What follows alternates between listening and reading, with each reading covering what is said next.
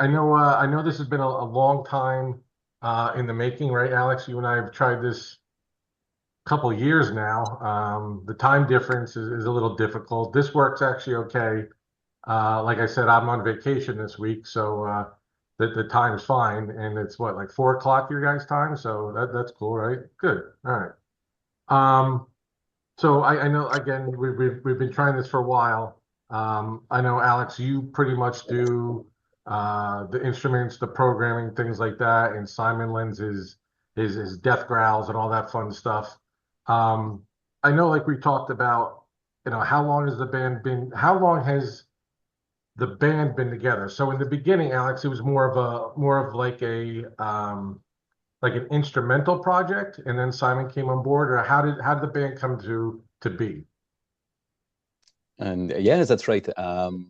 First of all, I was trying to make a band, I had plenty of idea of composition in my head, but no other people to play with. So I started to record by myself all the things. And finally, I met Simon. And thanks to him, thanks to his voice, his incredible voice, the project, the one-man project turned to a two-man project. And for now on, we already have released 2 EPs. So, it's on his way and it's pretty cool.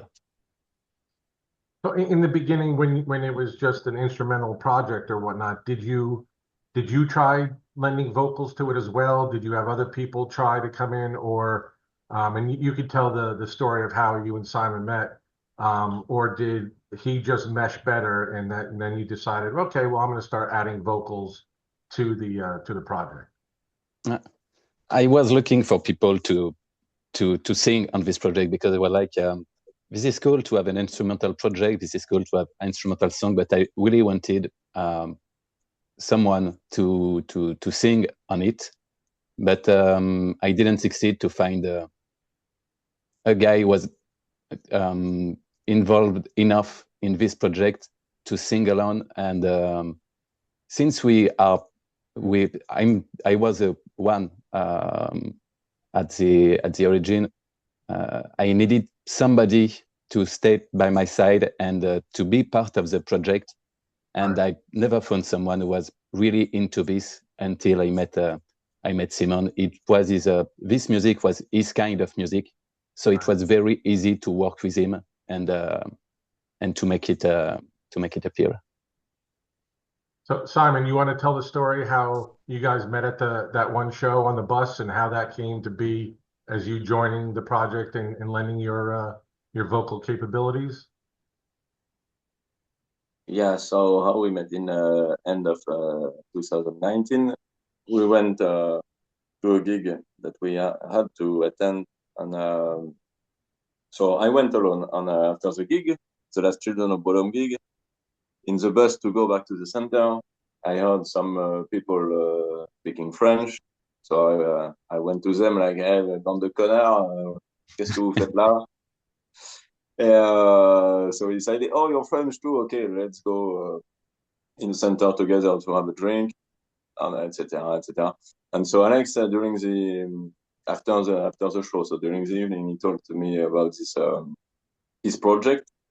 Like he got some compositions. He was looking for a singer, and said, okay, yes. I was drunk.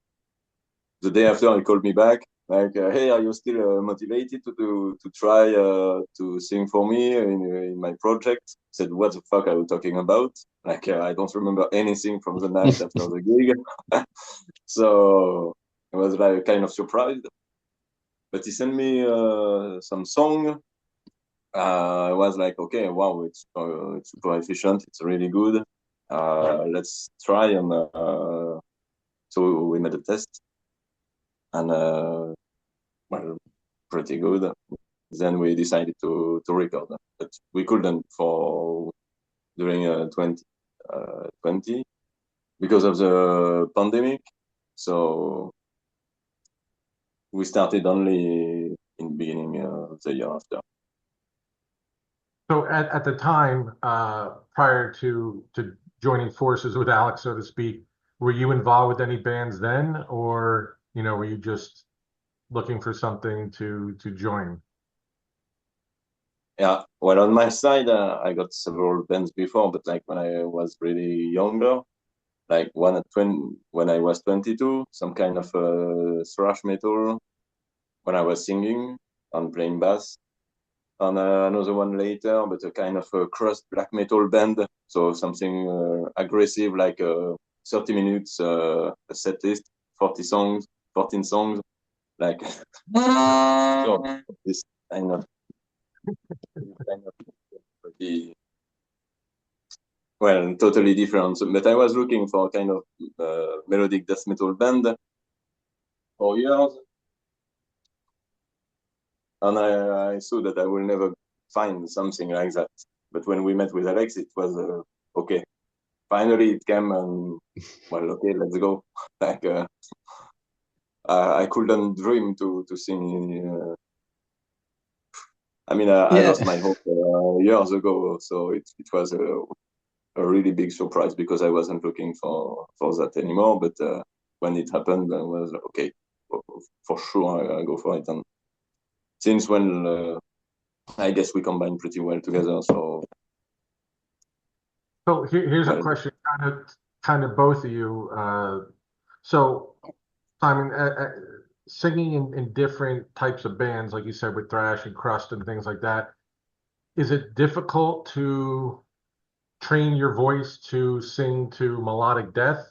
And then on the reverse, Alex, is it difficult to now write to include lyrics from Simon? Like if it's just instrumental, you can just do whatever you want and feed off yourself, so to speak. But now you have to kind of have intros and breaks and things like that so that Simon can come in. Is it more difficult for you to write that way, Uh, or a little bit?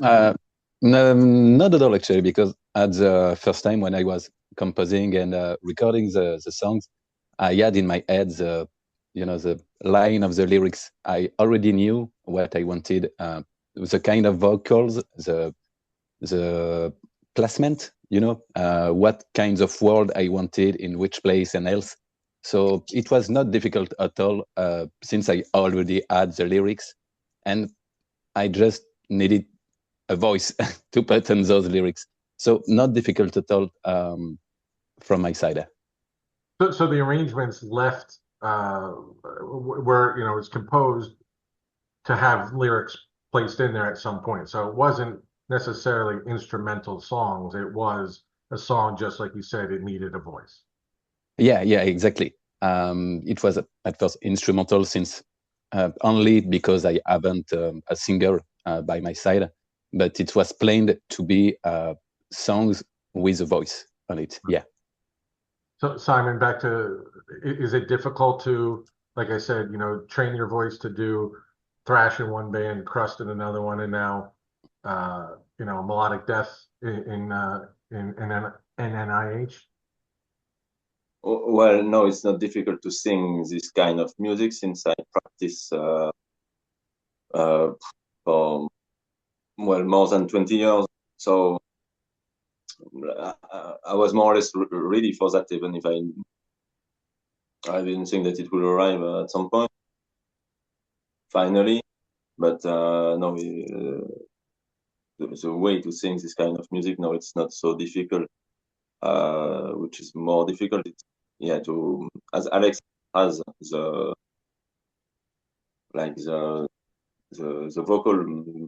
vocals melodies in his mind, like this, like that, with some subtleties.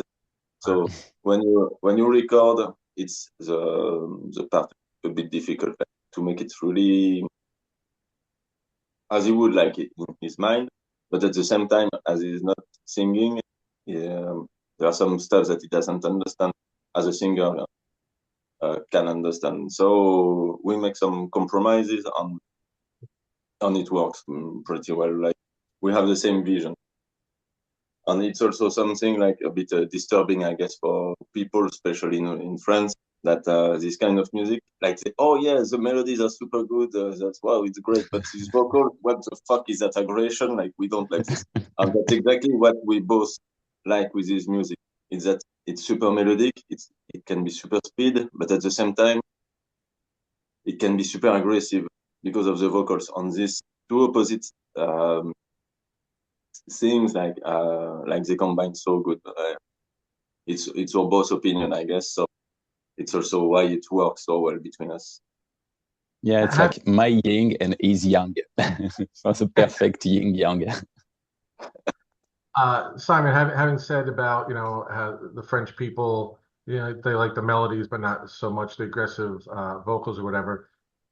How did you guys feel with Gojira opening the Olympics? And I mean, it kind of opened the world to melodic death in a very unconventional way, right? I mean, now Gojira's been around a very long time, and now they're blowing up. They're up for a Grammy, things like that. So, do you think that's helping?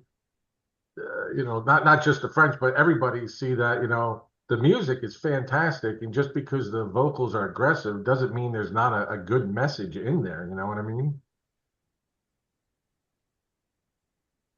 Yeah, Yeah. I'm not so sure. I don't know the band enough to talk about, and I was surprised to see them in the Olympics. But okay, yeah, it's how it is nowadays. Yeah, I don't know, Alex. You have an opinion, maybe? It's funny because in France, metal bands are not very.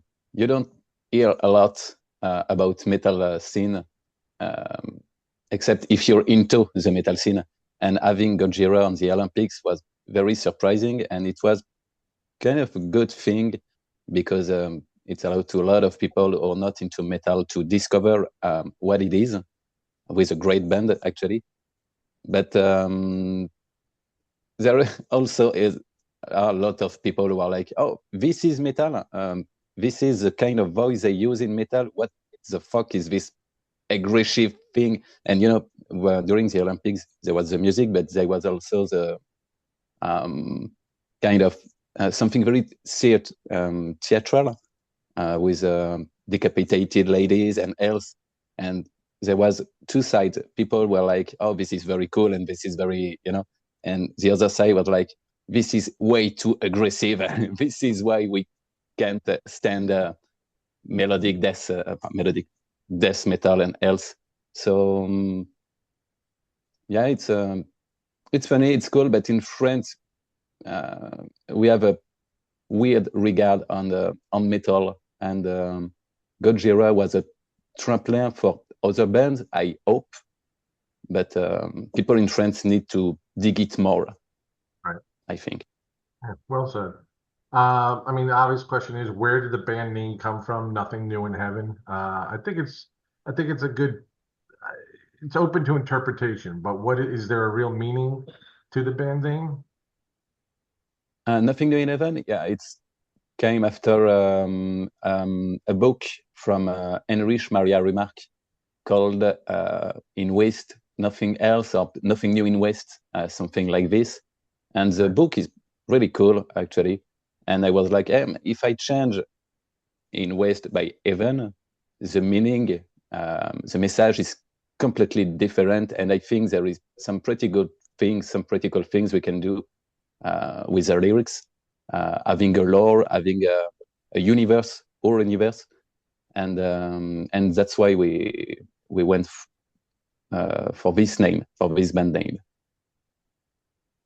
Yeah, like I said, it's kind of when you think about it, somebody's like up in heaven, like, hey, what's going on? Well, there's nothing new in heaven. You know, it's like I said, it's open to interpretation. I like it. It's thought provoking. You know what I mean? So in the band's bio, you have a couple of things I want to touch on. So it says that you guys play efficient music with pagan touches. Can you explain what those means? What that means? Well, about the efficient music, it's what we just mentioned before, like the great melodies, like pretty long songs with, and at the same time with this aggression with the vocals. And about the pagan touches, well, it's more like some stuff that Alex wanted to play, also that he had. Well, do you want to explain, Alex? Yeah, there's plenty of influences I wanted to put in Nothing New in Heaven songs. Since I listened to a lot of pagan bands, Wintersun and Different for the two biggest influences, I really wanted those pagan touches to have something different than just melodic death metal, pagan, jazzy, because this is all the things we listen to, all the things we like, and we wanted to have those things in our music, but no being progressive metal band with a lot of different things, pretty messy or else. And the efficient part comes from the fact we want to do something. You go straight, you listen to it and you're like, okay, this riff is good, this riff is good. This is this is, I hope, because this is the point, that this is it's efficient music.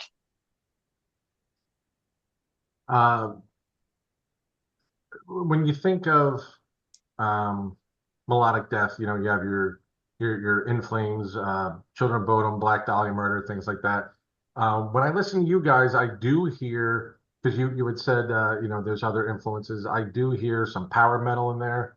I actually heard what I thought was some jazz, like Last Saloon to Hell has some really jazzy jazz influence in there, the percussion and things like that. Do you meaningfully put those touches in there just to be more of an experimental type project, or those are just things that flood your head?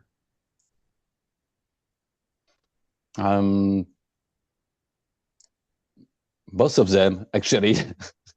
I wanted to put plenty of things in Nothing New in Heaven songs, the jazzy stuff, and pagan and groovy touches also. To have something, you listen to one song, you listen to another song, you have the same line, the said red line, but there is other things among the songs in the song Facing Coming, especially since there is acoustics part, and this song is very melodic, very almost symphonic. Yes. We were like, yeah, Simon? No, as you said, just this kind of song is really more symphonic than melodic. Yeah, and we were like, maybe it's a good idea to have some clean vocals in it. It could fit perfectly, especially since we know people with great voice who could sing on this song, and I think the result is pretty cool. And it allows us to have a special song on this EP with very clean vocals. I don't call it power metal. It's more traditional folk music, mostly, I mean. But for this song especially, there is other songs way more groovy, like Last Saloon to Hell you talked about earlier. And we wanted to have the songs have their own spirit.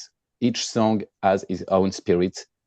And but when you listen to the whole EP, you also can feel that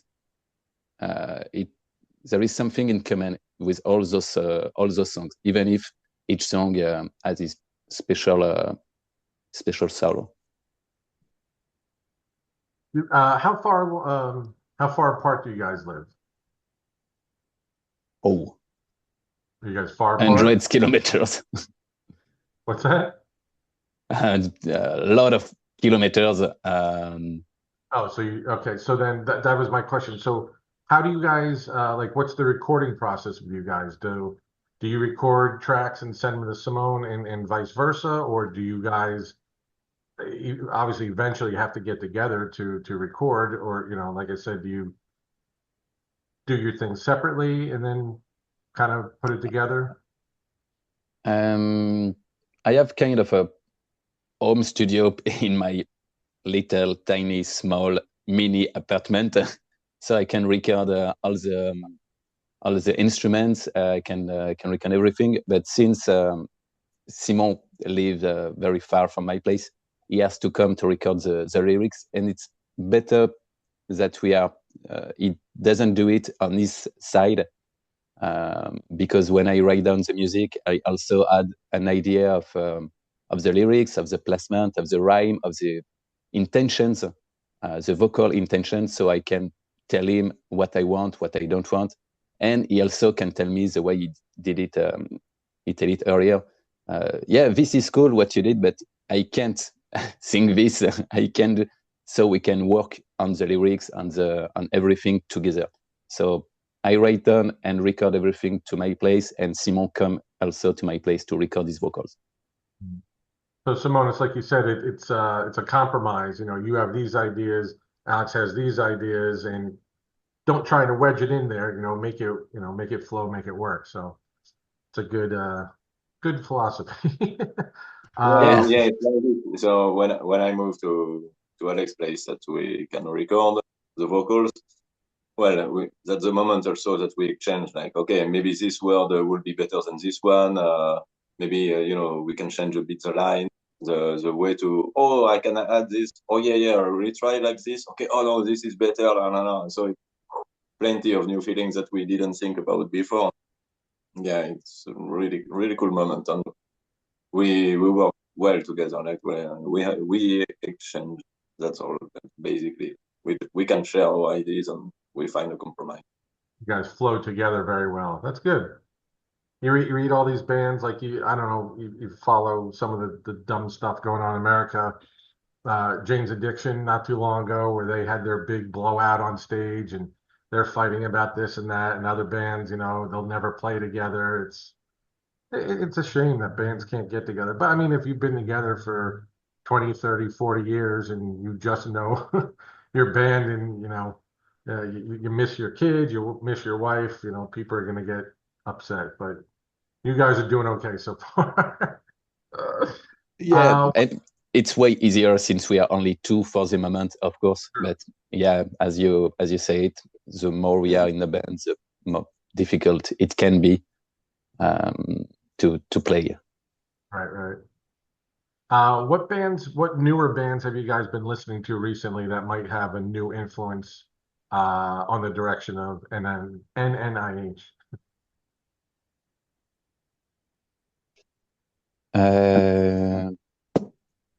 Yes, Simon? No, I see you hesitating.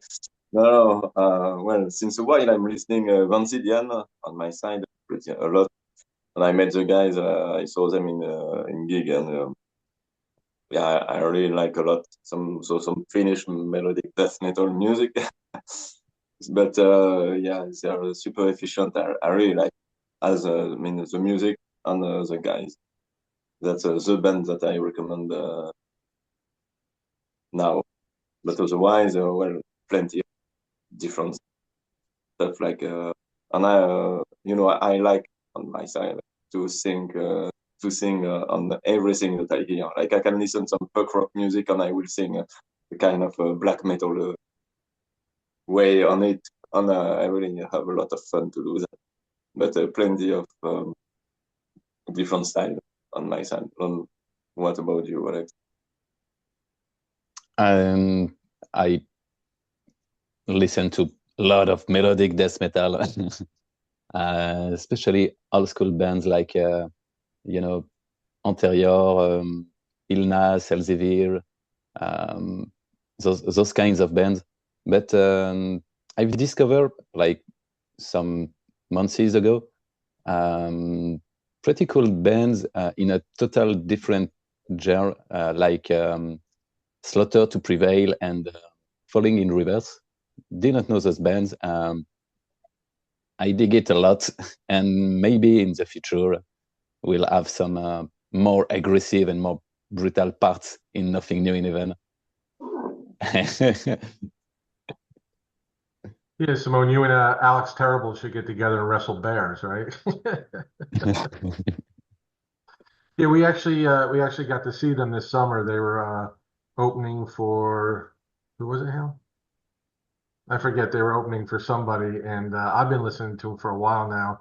And when they came out, kind of like you said, like French people in metal. I mean, we're at this amphitheater, and here comes Alex, just throwing down the microphone and projecting his voice, and the crowd was just like, "What the hell is going on?" And we brought our Yeah. brought our 11-year-old daughter, and her jaw just hit the floor. Like, I'm not 11 years old, but my jaw also hits the floor. yeah, I mean, we try and listen to new bands. We've been listening to a lot of Kubla Khan, Orbit Culture, Throne, Darko US. I like deathcore the most. She likes more metalcore. So she always tells me when we put the playlist together, you can't play death metal and deathcore all the time. And I said, well, I can, but so she puts her spin on the show sometimes too. Um, have you guys gotten to play out of France often? You get to do tours where you go, all around Europe and things yet? Well, about playing, well, we never played at all. With Nothing New in Heaven, and Oh, but so you have oh, sorry, I didn't hear. no, I'm saying so you haven't gotten to play any shows yet? No, no, no, no, no, no, no. For the moment, it's really a studio project until we finish the third EP, and Okay. after that, that's the next big goal is to find some musicians to start play live. Okay, that But makes first, sense. first we are focused on the third EP. Right, okay. Um, that's a shame. Hopefully you guys get some musicians, befriend some other bands and they can start bringing you on tour and get your feet wet, things like that. That'd be great.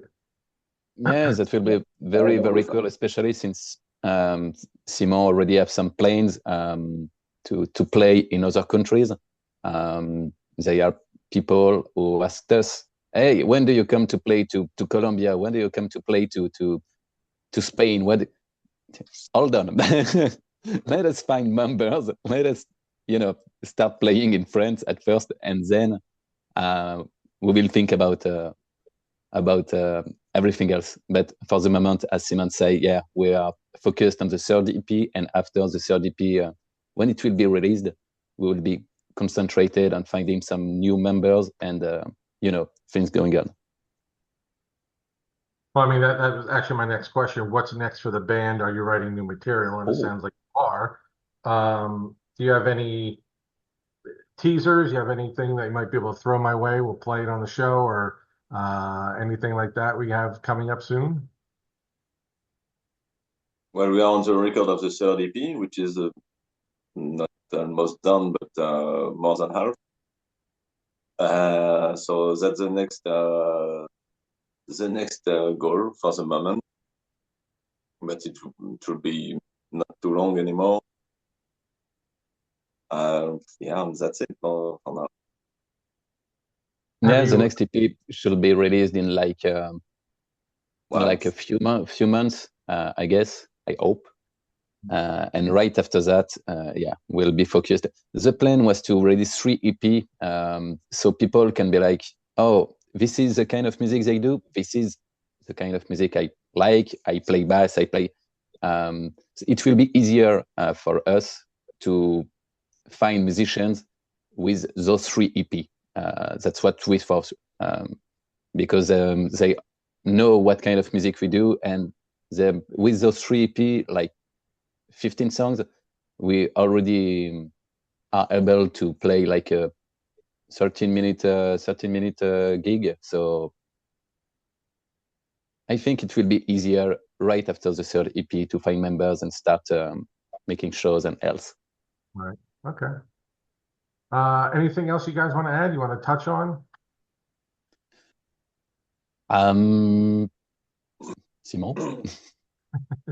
well, as I like to say, usually we are Nothing New in Heaven, and just to let you know, we try to make the best Finnish melodic death metal music as we can, but from France. it's what you should try to remember if you think of nothing new in heaven. That's your big inspiration. So it's a kind of homage. Not some. We are not like whoa.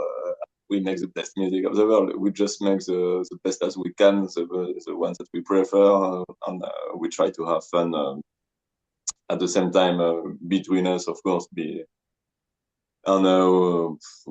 With the other people who like our music, like with all the NNIH crew. Alex? Yeah, if you're into melodic death metal band, if you're into especially Finnish melodic death metal band, symphonic death metal band, else, you should check us out, because we play the music we used to listen to when we were younger. Now we're big men, and the point is, yeah, we were raised and we grew up with those bands such as Children of Bodom, Norther, Enziferum, or else, and now we want to make the music that makes us into music. Right. So for all those people who are into those kind of bands, yeah, should check us out.